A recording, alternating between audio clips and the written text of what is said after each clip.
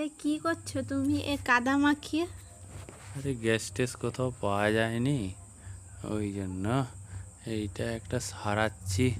কাঠ টাঠ তো পড়ে আছে এদিক সেদিক, এইগুলো জ্বালিয়েই রান্না বান্না করে পেটটা তো ভরাট রাখতে হবে। বাঁচিয়ে রাখতে হবে। হুম। এত জল দিয়ে কেউ মাখায় নাকি? না মাখলে কাদাটা শক্ত আছে, নরম হবে কি করে? আচ্ছা, তাহলে দেখা যাক তুমি কেমন উনুন বানাতে পারো। আমি বানাবো না, আমি শুধু মাখিয়ে রেখে দেবো, বাকিটা তুমি করবে, ঠিক আছে?